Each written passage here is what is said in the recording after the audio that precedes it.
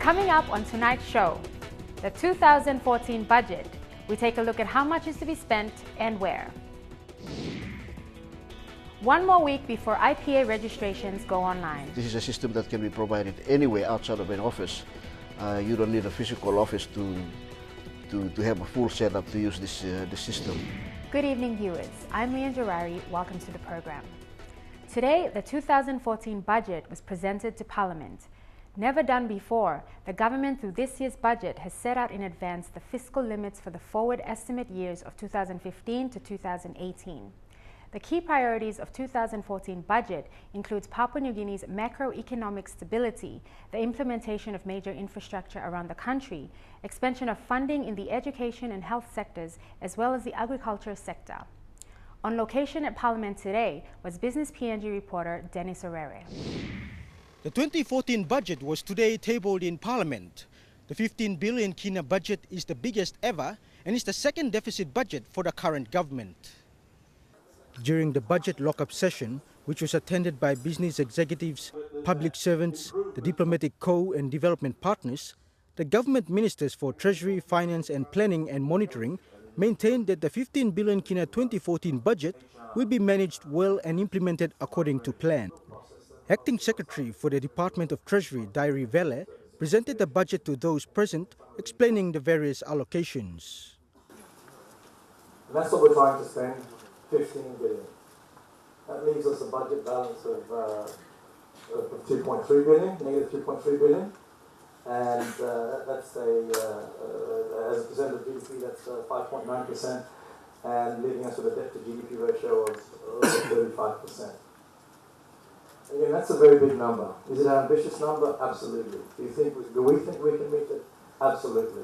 If we stick to being, if we stick to the responsible and prudent guidelines that we've set ourselves. 15 billion. This is the largest budget that Papua New Guinea has ever produced. Ms. Juliana Kubak of the Department of National Planning and Monitoring explained on the development budget in implementing projects around the country. Treasury Minister Don Pollier said the 2014 budget deficit of around 2.3 billion kina, or around 5.9% of GDP, is largely driven by a 14% increase in nominal Go PNG expenditure and results in the 20% increase in debt, bringing it to 14 billion kina or 16.2 billion kina if outstanding debts are also included. The proposed deficit will raise the government's debt-to-GDP ratio to 35% in 2014, consistent with the Medium-Term Fiscal Strategy 2013 to 2017 and the Fiscal Responsibility Act 2006. Minister Pollier urged for understanding and cooperation in implementing the 2014 budget by the government and private sectors. The gains that we have achieved, they must be consolidated. We must not lose them, but they must be sustained over a long time. We must grow it through prudent investments. We cannot just put money everywhere. We have to put where it really matters. But when we put the money, let's make sure the money earns the return that we all desire to achieve. You'll have had negative stories about government. All this bogus information that goes around the blogs and the internet that you've seen. I'm telling you, the truth is that this country is flourishing. We'll have to go stand fast on this solid gains we have made, consolidate that. Let's grow it. Let's implement that. Let's take ownership that this country grows because we think about our future and our children's future. During question time in the budget lock-up session, Paul Baca of the Institute of National Affairs raised the question of why the government is looking to spend more in 2014 when implementation has not been very efficient in 2013. Minister Pollier responded by saying that it is because economic hubs are to be developed in the country in accordance with the government's plans. Minister Pollier also said during the question time that some of the proposed infrastructure projects are already in progress and implementation is already taking place. The 2014 budget was tabled in Parliament at around 2 p.m. this afternoon. The budget will be responded to by the opposition before it is voted for in Parliament. We will have more on the budget in next week's episode. Coming up next, IPA soon to go online. We talk to the management team on this move.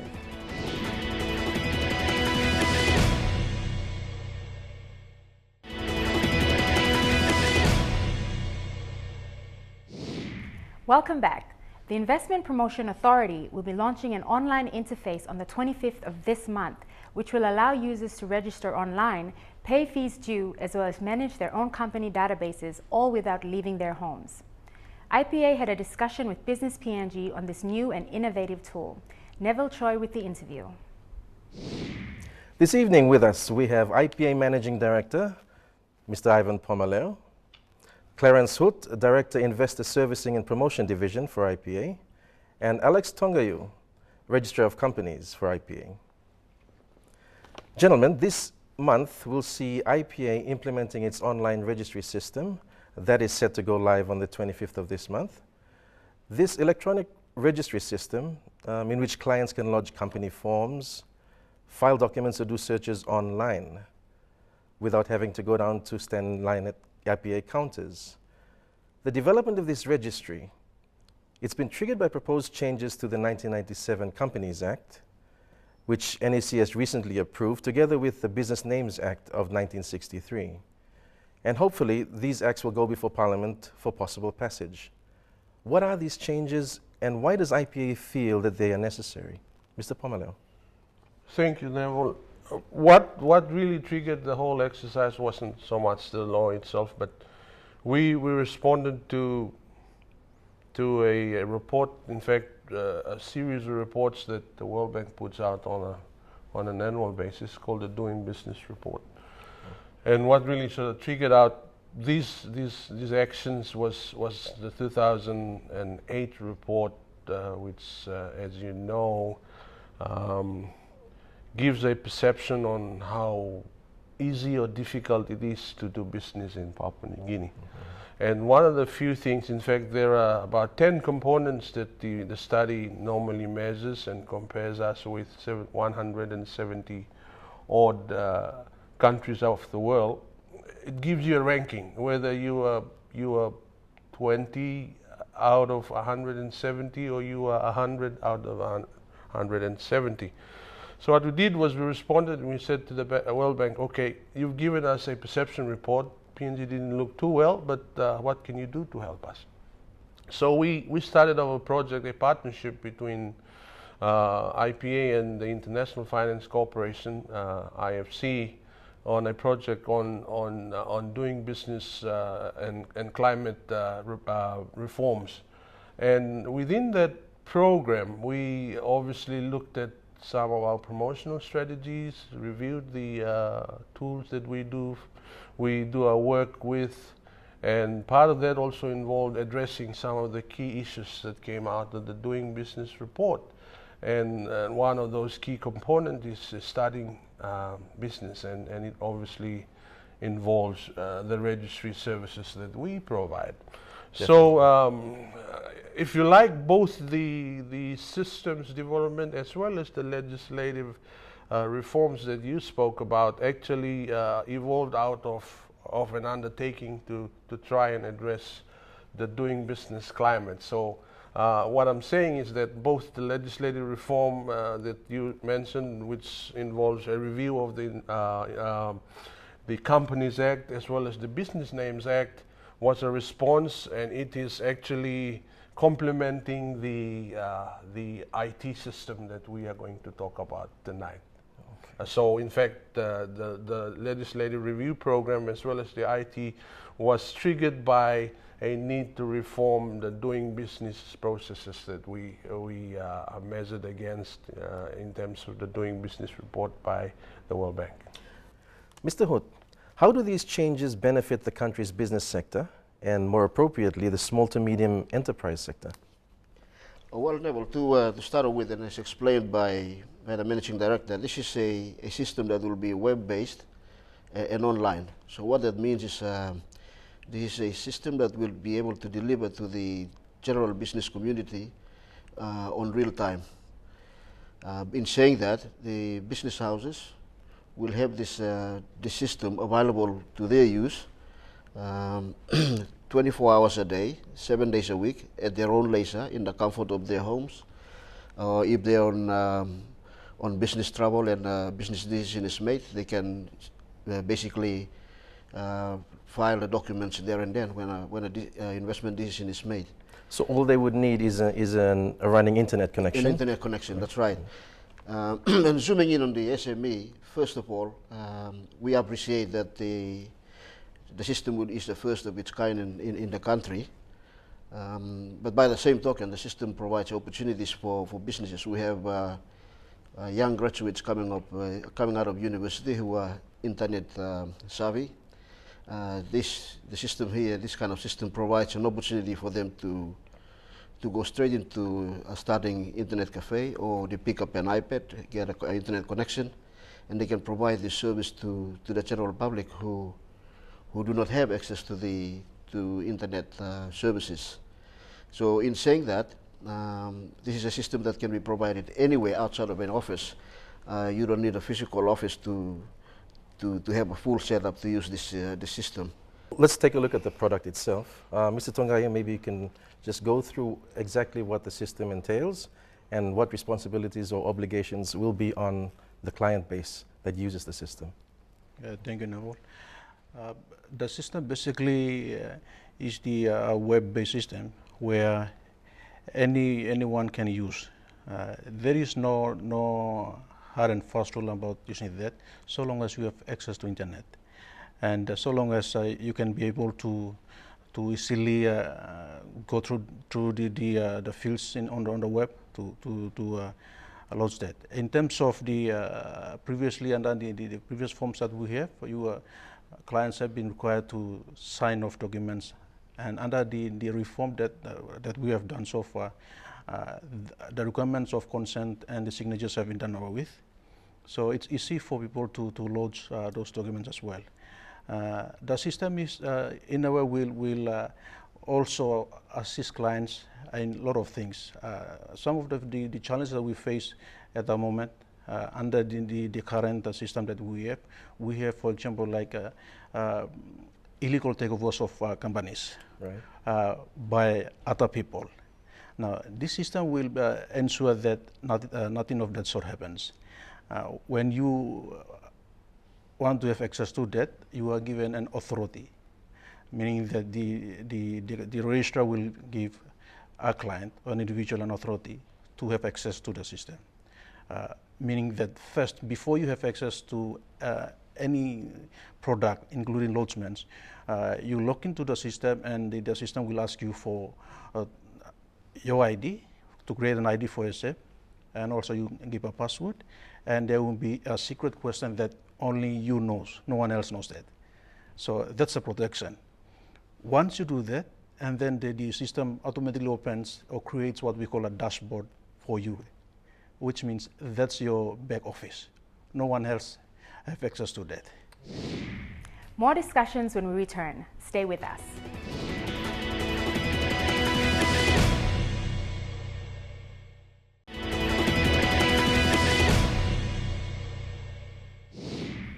Welcome back to the program.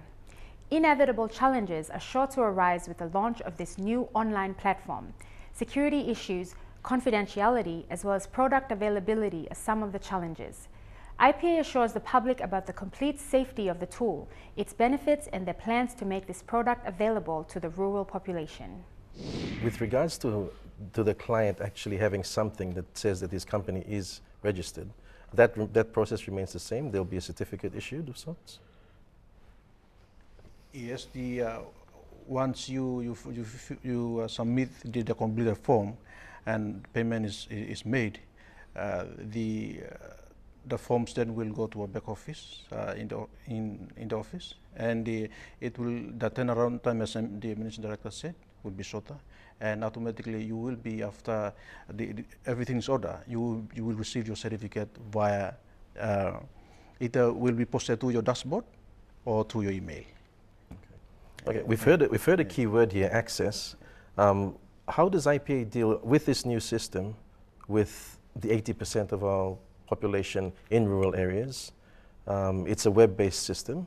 Currently, people with internet access would have access to it. Is there room to build on that and to make it available on all mobile platforms? When we first started talking about this, Neville, it was a couple of years ago. The internet uptake in this country wasn't as great. It was costly, obviously, with the deregulation in the marketplace and the entry of another player in particularly the mobile telephony. We've seen that the landscape has changed a little bit.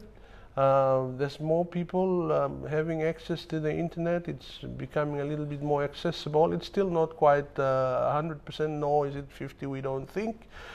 But we've taken some actions to cover for that. For the time being, at rollout, 25th of this month and going forward, we will also carry a manual receipting system, which essentially means that the same way of accessing services will still be available for a lot of our clients. Obviously, very mindful of the majority of our people who are yet to go into internet access as a normal thing on a day-to-day basis. We think the availability of this service will also trigger a possible agency arrangement as a real SME type business operator, where someone could potentially create a computer or internet cafe arrangement and offer services to help clients lodge documents and access that service. We also have our 4 offices in the provinces who will carry some form of services where you could potentially go and deposit your money in the normal way that you do now, and bring your papers in, and now people will be able to go into the internet and file documents on your behalf. So the system is anticipated to go live 25th of this month. Between now and then, do you anticipate any hiccups, or are there any challenges that have arisen to this date? There's we've been working since about this time last year when the contract was signed.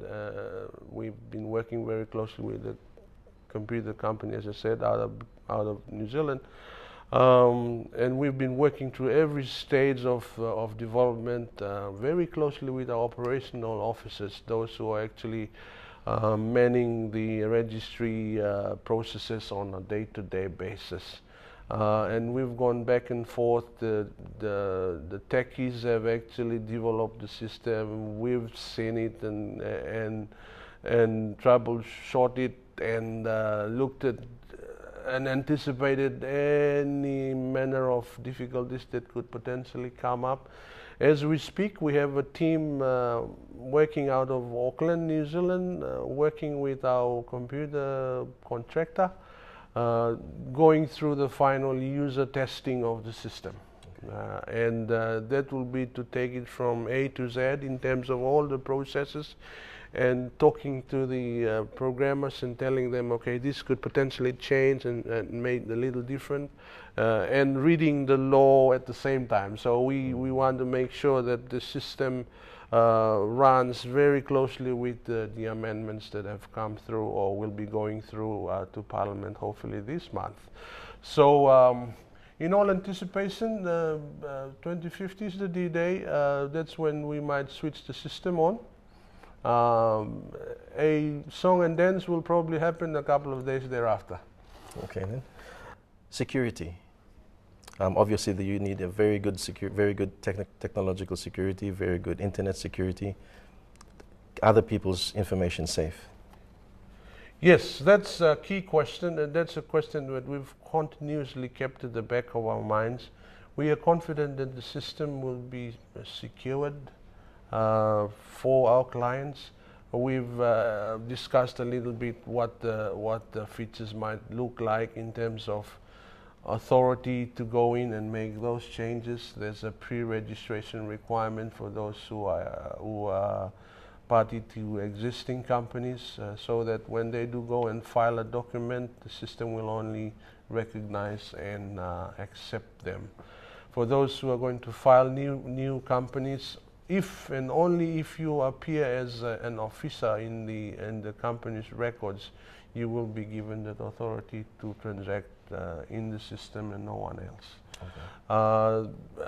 For the time being, payments will be made via the credit card only, and that's an issue that obviously will beg a lot of questions in terms of whether or not Papua New Guineans have easy access to the credit cards. Yes. And that's where we are still carrying the manual system. We are also talking to a mobile phone company and we will be signing an agreement hopefully soon to make mobile payments as well in the normal way that you do mobile payments nowadays. So we try to work through a number of options to make it easy for our services to be accessed. But the reason why I mentioned credit card is because that information can only be accessed by the authentic owners of the cards, and that's an added security feature that we feel will come into the consideration when we talk about system security. Of course, the delivery and those who are delivering the system to us are under contract to make sure that the system is secured as a system itself, not so much how people go in and make changes. So that's something that we are very confident about, and it's important that our clients are also confident that records and the integrity, particularly of those records, are intact. Very true.